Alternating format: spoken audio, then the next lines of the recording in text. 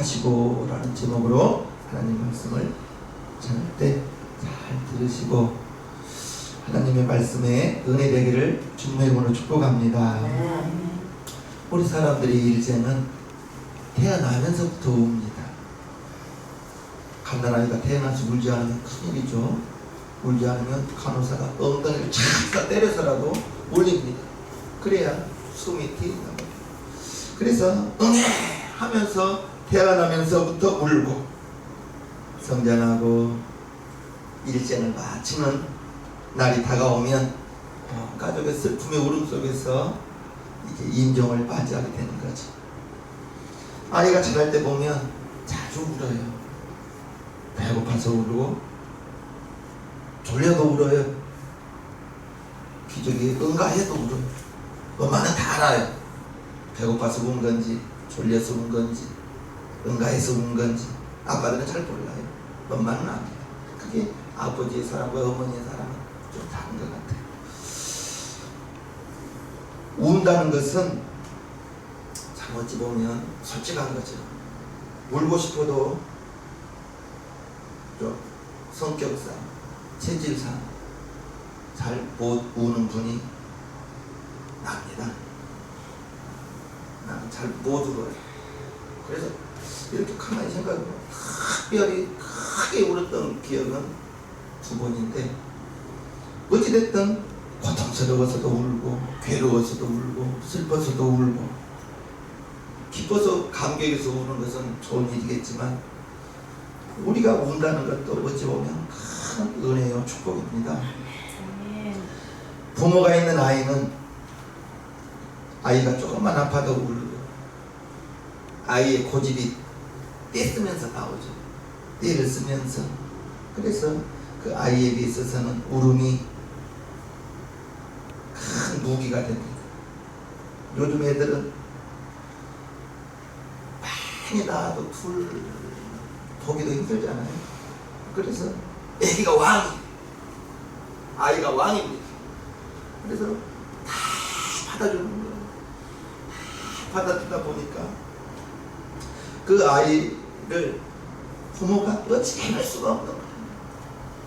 울고 싶을 때 울 수 있는 것 큰 축복인데 오늘 본문은 예수님께서 나인성에 갔을 때 이야기가 오늘 본문입니다.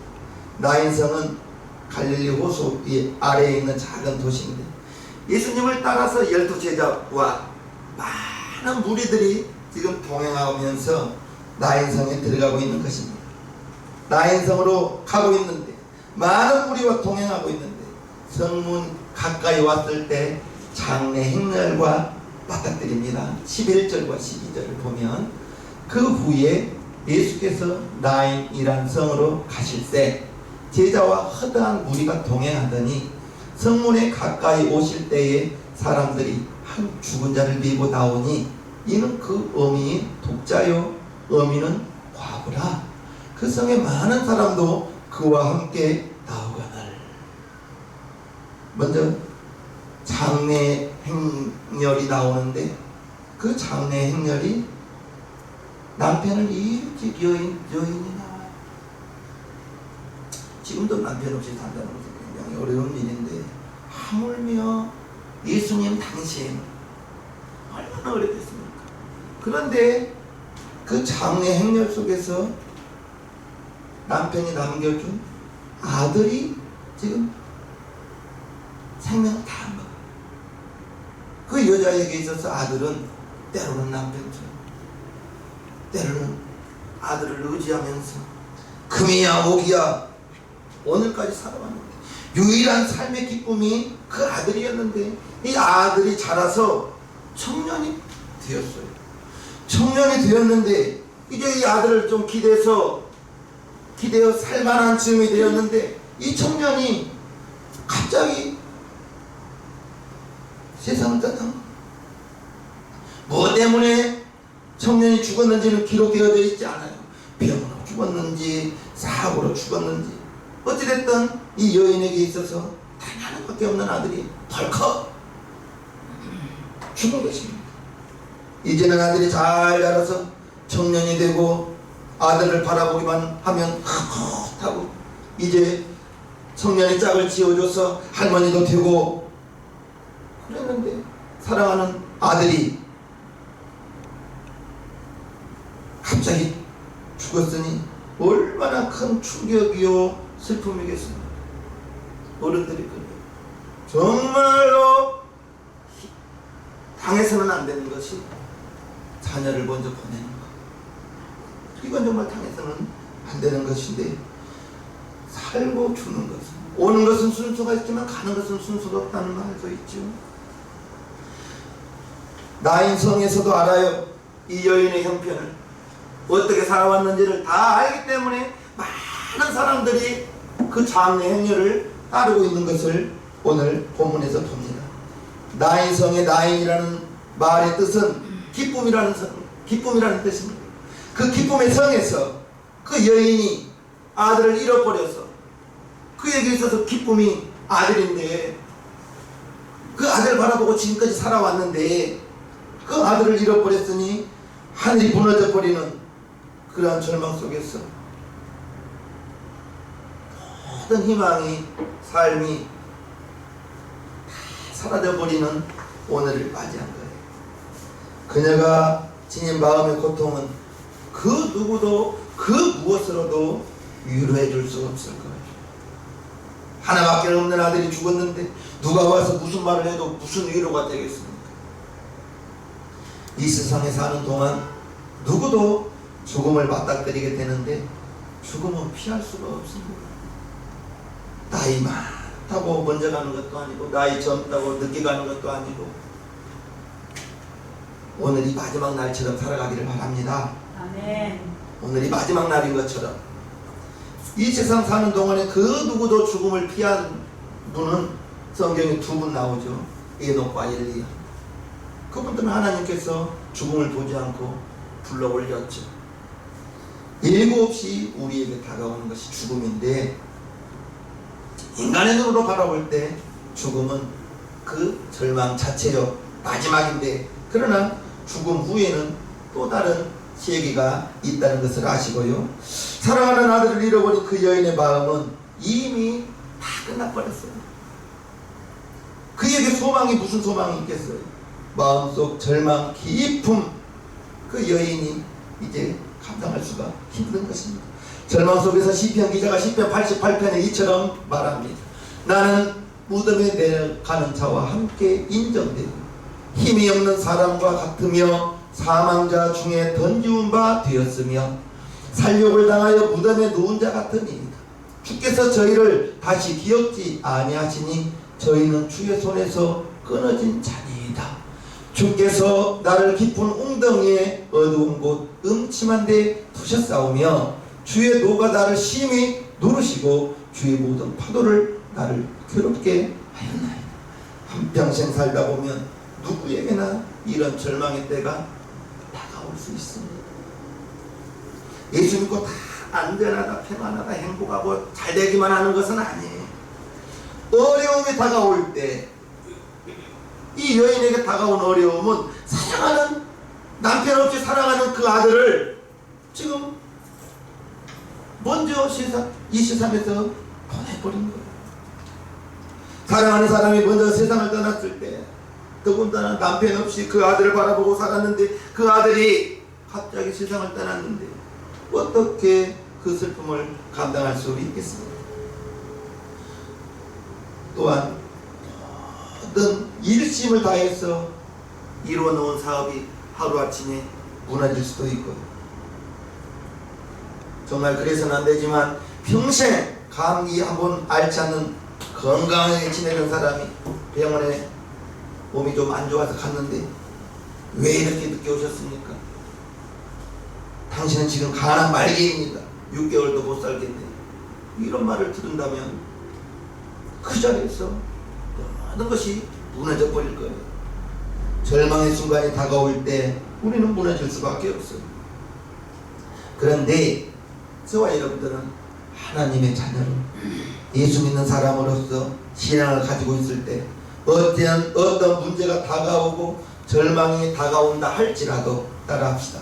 포기하고 무너지면 안 됩니다. 무너지면 안 됩니다. 어떠한 물론 그런 절망적인 상황에 처하지 않은 것이 좋겠지만, 그런 절망이 무너짐이 나에게 다가온다고 해서 무너져서는 안 되죠. 절망 중에, 어려움 중에 문제를 만났을 때 믿음의 주요 온전케 하시는 예수님을 바라보는 저와 여러분 되기를 축복합니다. 그리고 시편의 기자가 8절 9절 이처럼 기도합니다. 주께서 나의 아는 자로 내게서 멀리 떠나게 하시고 나로 저희에게 가증되게 하셨사오니 나는 갇혀서 나갈 수 없게 되었나이다. 곤란으로 인하여 내 눈이 쉬하였나이다. 여호와여, 내가 매일 주께 부르며 주를 향하여 나의 두 손을 들었나이다. 절망 중에 유일한 희망 되시는, 희망의 길 되시는 주님 앞에 두 손을 들고, 주님 나를 불쌍히 여겨주시옵소서. 주님 나를 이 절망 속에서 건져주시옵소서. 나를 문제 가운데서 건져주시옵소서. 문제가 답이 보여지게 하여 주시옵소서. 기도할 때, 문제가 기도의 제목으로 바뀔 때, 그때 하나님은 일하시는 거예요. 왜 우리에게 문제와 어려움을 주는가? 여러분들이 하는 일이 잘 되고 하는 일이 정말 승승장구하면 이 시간에 골프 치고 계실 분도 있을까도 몰라요. 여러분들이 정말 믿음의 가정에서 믿음으로 순탄하게 자라와서 오늘을 맞이했다면 주님 앞에 내놓을 거 아무것도 없을 수도 있어요. 살면서 문제를 만나고 어려움을 만나고 그 고비 속에서 하나님의 인도하심은 여러분들이 눈을 감고 생각해 보면 그때 인도해 주셨다는 것을 여러분들 스스로가 알 수 있을 것입니다. 아멘. 참으로 감사한 것은 지금 절망에 처한 이 여인, 아들 하나 바라보고 살아왔던 이 여인이 지금 장례녀를 따르고 있는 이때에 본문에 예수님이 찾아오셨습니다. 세상 사람들, 우리가 잘 될 때, 여러분들이 잘 될 때 여러분 주변에 많은 사람들이 모여들 거예요. 이유는 딱 하나예요.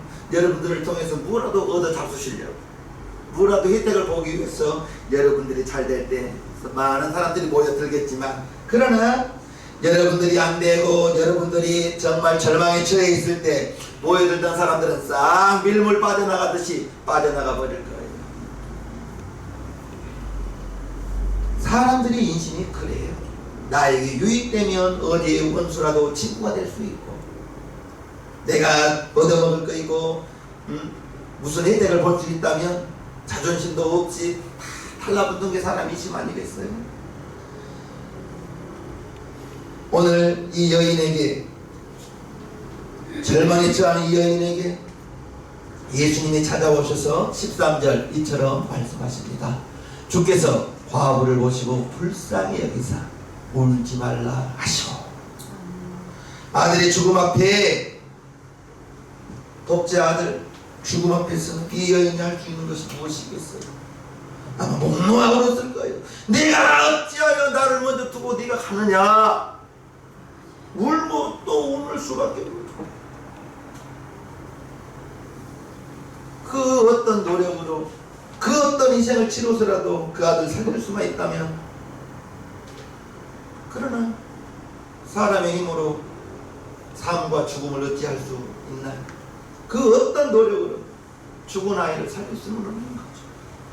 절대 절망에 부딪힌 이 여인에게 예수님이 나타나셔서, 본인이 예수님을 찾은 것도 아니고 누군가가 예수님을 모시고 온 것도 아니고 예수님이 그 자리에 찾아오신 것이 중요합니다. 어느 날 갑자기 그 절망의 자리에 주님이 찾아오신 거예요. 저와 여러분들에게도 찾아왔어요.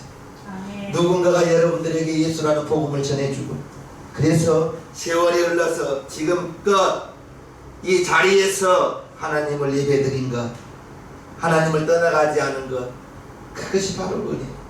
은혜가 무엇이에요? 내가 은혜 받을 수 없는 절망적인 상황에 처해 있는데 주님이 찾아오신 것, 그것이 은혜인 것입니다. 하나님이 어디 계시냐고요? 내 마음속에 보혜사 성령님으로 와 계시다는 것을 절대 잊지 마시기를 주님의 이름으로 축복합니다.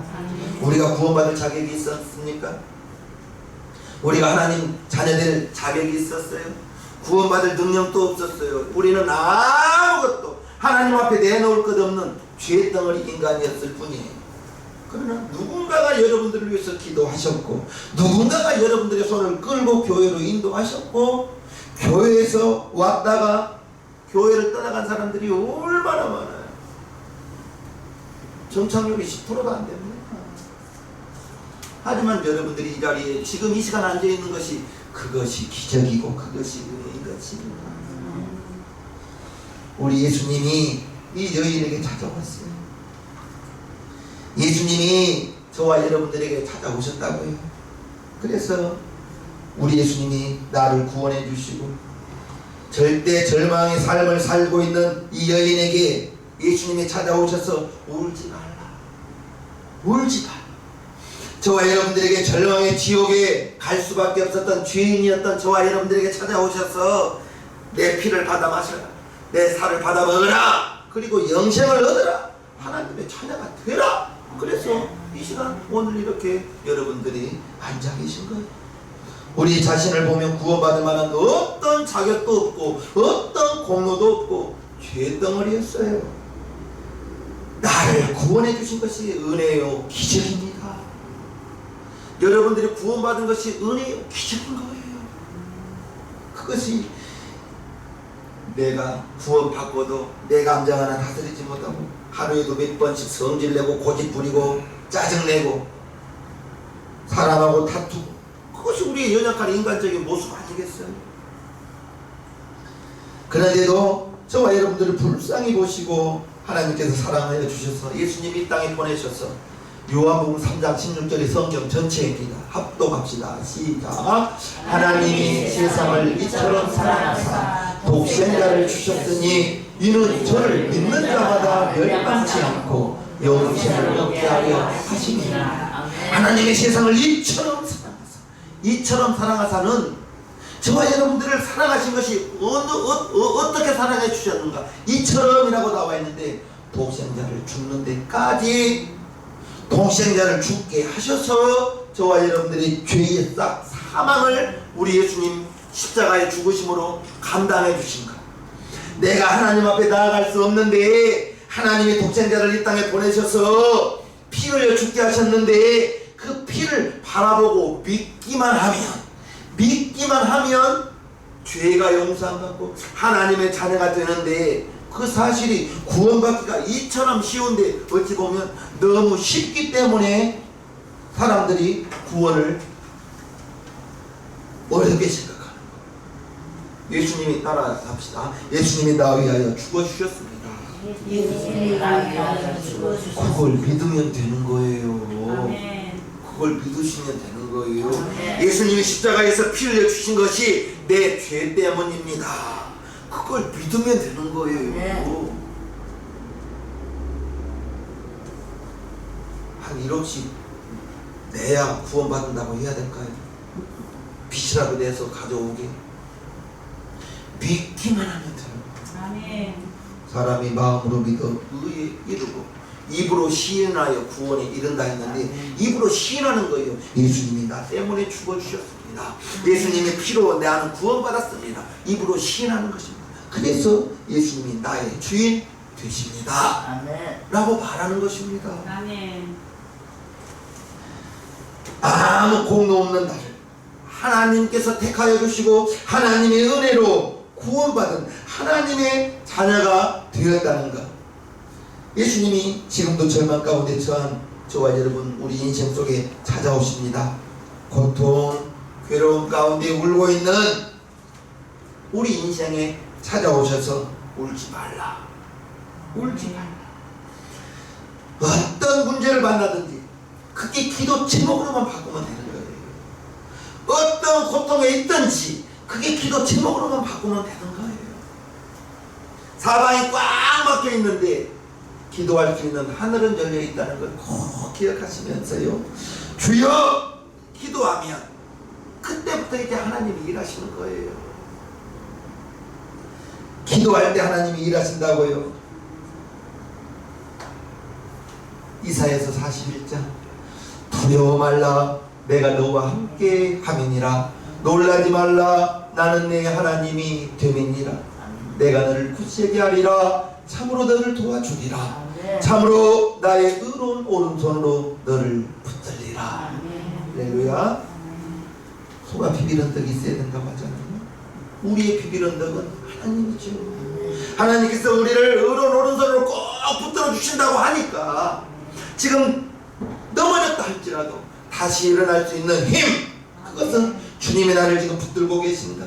내가 지금 어려움에 처해 있지만 주님이 나와 함께 하신다. 이 말씀을 잊지 않고 이 말씀을 붙들고 살면서 문제가 있는 것이, 고통이 있는 것이 문제가 아니라 기도의 제목으로 바꿀 수만 있으면, 기도의 제목으로 바꾸기만 한다면 예수님이 우리를 찾아와 위로해 주시고 힘을 주실 거예요. 고통과 괴로움 가운데 울고 있는 저와 여러분들을 꼭 안아주시면서 울지 말라, 울지 말라 위로해 주시는 것입니다.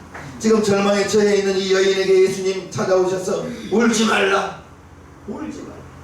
하나밖에 없는 아들이 정말 꽃다운 나이에 세상을 떠났으니 이제 나는 어떻게 살아갈까 하면서 울고 있는 이 여인에게 예수님 찾아오셔서 울지 말라 하시고, 울지 말라 하시고, 주님이 성경에 보면 불쌍히 여기시고 우리 주님이 긍휼히 여기시는 대목이 나오면 문제 끝. 문제 끝입니다. 우리 주님이 불쌍히만 보시면 되는 거예요. 긍휼히 여기시면 되는 거예요. 사람이 아무리 우리를 동정해도 우리에게 아무런 변화가 나타나지 않아요. 그러나 주님이 우리를, 저와 여러분들을 불쌍히 여기시면 그때부터 기적이 시작되는 것입니다.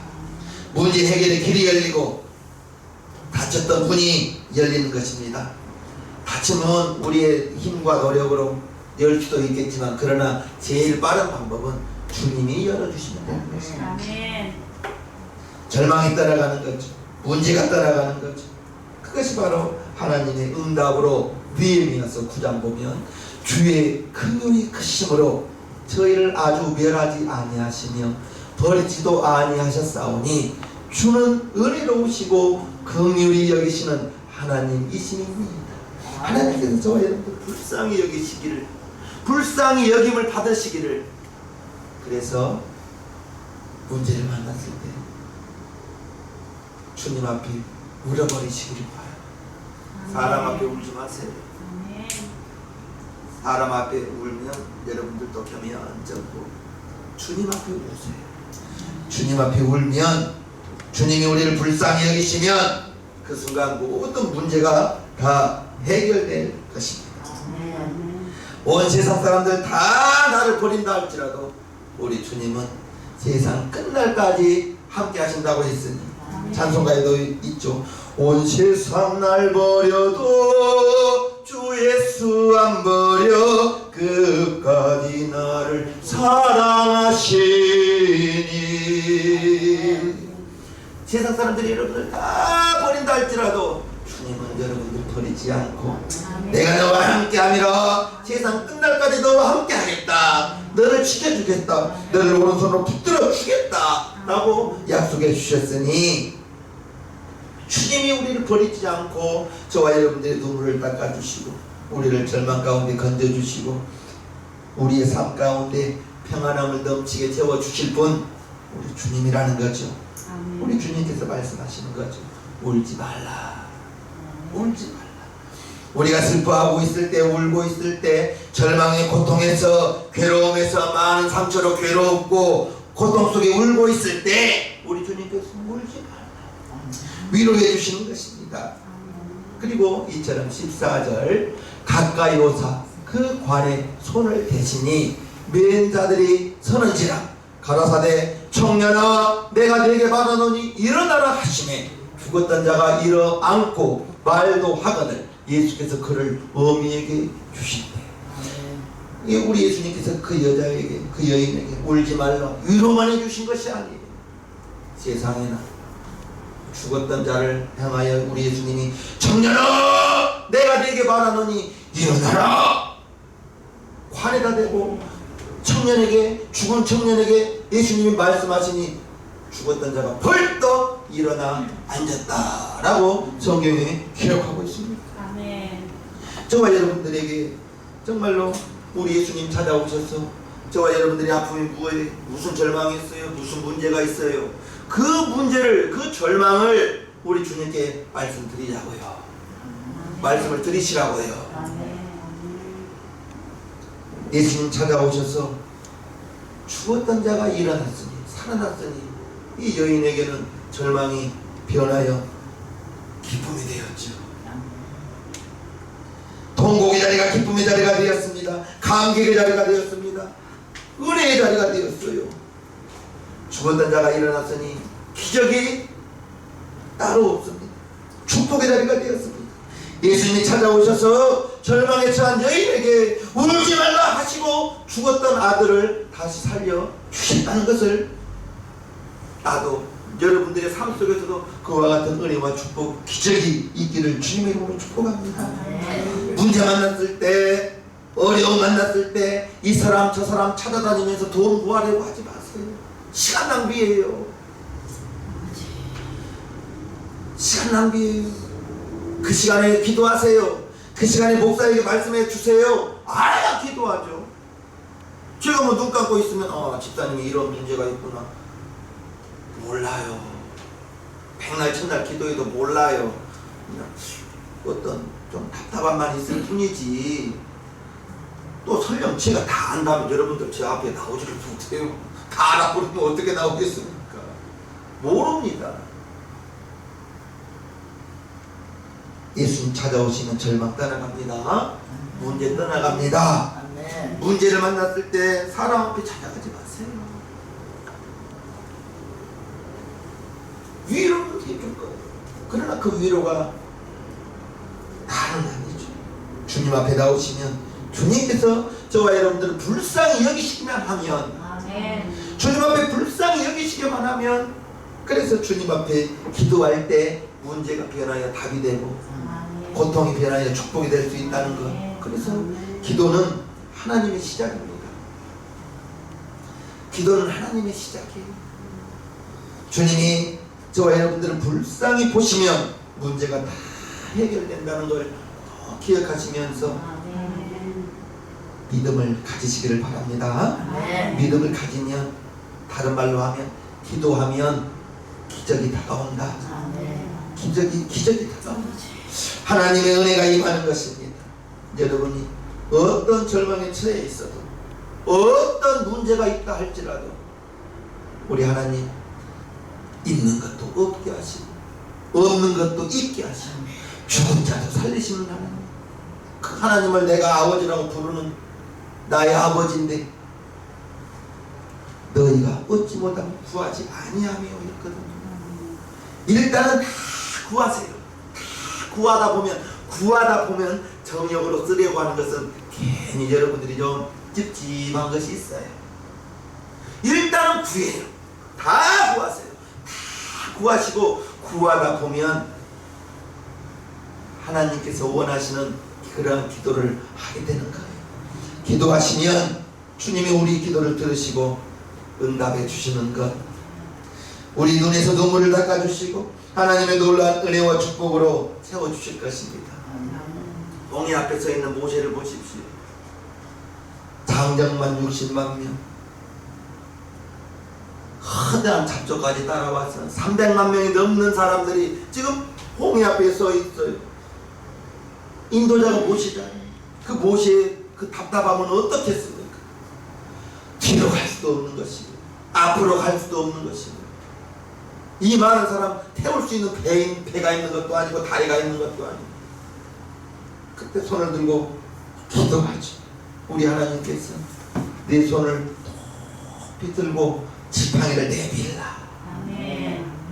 손을 높이 들고 지팡이를 내밀 때 모세가 기도했을 때 하나님이 그와 같은 해결책을 주시고, 그리고 손을 높이 들고 지팡이를 내밀니 하나님의 방법으로 동풍을 확 불어와서 바다가 쫙 갈라지는 역사, 여러분들이 한번 상상해 보십시오. 밤새도록 바람이 불어서 바다가 쫙 갈라져 그 길을 이스라엘 백성들이 걷고 좌우에 물이 벽이 서 있는데 그 길을 걸어가는 그 장면들을 한번 상상해 봅시다. 홍해 안에 그러한 대로가 나타날 것은 모세도 몰랐을 거예요. 이스라엘 백성도 몰랐을 거예요. 몰랐죠. 원망했죠. 그러나 우리 모세는 정말 담대했습니다. 너희가 원망하지 마라. 두려워하지 마라. 잠잠하라. 하나님이 어떻게 일하시는가 보자 하고 기도했을 때 그와 같은 홍해가 갈라지는 역사가 나타나는 것을 우리는 출애굽기를 읽으면서 알 수 있잖아요. 저와 여러분들 앞에 어떤 문제가 다가올지 그건 알 수가 없어요. 문제없는 가정, 문제없는 개인 아마 없을걸요. 누구나 크든 작든 문제 하나씩은 다 가지고 살아갈 것이란 말입니다. 우리가 예수 믿는 사람으로서, 담임 목사 기도를 좋아하는 사람으로서 문제를 만났을 때 원망하면요 옆에 사람도 피곤합니다. 나는 둘째치고 옆에 사람도 힘들다고. 짜증 부리면 짜증 듣고 있는 여러분도 힘들어요. 원망, 짜증 그때는 입을 꾹 다무시고 혼자 있는 그 시간에 하나님 내 가정에 이런 문제가 있네요. 나에게 이런 문제가 있네요. 하나님 앞에 조금 사람에게 이야기하듯이 이야기하시라고. 주여 하는 그 순간부터 하나님의 일하심이 시작될 것입니다. 나는 당당 자신있게 그렇게 말할 수 있습니다. 주여 부르시는 그 순간부터 하나님의 일하심이 시작입니다. 여러분들이 사방이 꽉 박혀 있을 때 사람 찾아다니고 세상 방법 구하면 시간 낭비일 뿐입니다. 시간 낭비. 주님이 저와 여러분들을 불쌍히 여기시기만 불쌍히 여기시기만 하면 기도를 들어주시고 응답해 주실 때 하나님의 놀라운 은혜와 축복이 더해질 거예요. 여러분 인생을 살다 보면 고비마다 힘들고 어려운 일을 만날 때마다 사람 찾아가지 마요. 사람 찾아가지 마시고 주님 앞에 나오시기를 바랍니다. 주님 손 꼭 붙으시기를 바랍니다. 사람의 도움은 일시적일 수는 있어요. 마음의 위로를 얻을 수 있어요. 그러나 한계가 있습니다. 우리 하나님의 인도하시면은 실수가 없으시고 우리 하나님의 준비하시면은 부족함이 없다는 걸 꼭 기억하시기를 바랍니다. 오직 예수님만이 저와 여러분들의 삶 속에서 유일한 문제의 해결자 되신 분이라는 것을 꼭 기억하시고 주님만 믿으시기를 바랍니다. 의지하시기를 바랍니다. 주님께 나아가시기를 바랍니다. 풍성히 주님이 태워주실 것을 믿으시고요. 주님이 이 시간 여러분들에게 말씀하십니다. 울지 말라. 내가 있지 않느냐. 그 주님 손 꼭 붙들고 나아가는 저와 여러분들 되기를 주님의 이름으로 축복합니다. 우리 시간에 이름과 기도합니다. 하나님이여 독자 아들을 잃어버린 저희에게 우리 예수님 찾아오셔서 울지 말라 하시고 그 독자를 청년아 내가 내게 말하노니 일어나라 했습니다. 하나님이여 우리 성도들에게 어떤 문제와 어떤 어려움을 가지고 있습니까? 사람 찾아가지 않고 세상의 방법 취하지 않기를 원합니다. 하나님이여 도와주시옵소서. 문제를 만났을 때 어려움 만났을 때 주님 앞에 그 문제를 가지고 나오게 도와주시고 주님 앞에 기도할 때 주여 하며 주님께 나올 때 그때부터 이제 우리 주님의 일하심 시작입니다. 주여 도와주시고 역사하여 주시옵소서. 감사를 드립니다. 축복합니다. 예수님의 이름으로 기도하옵나이다. 아멘.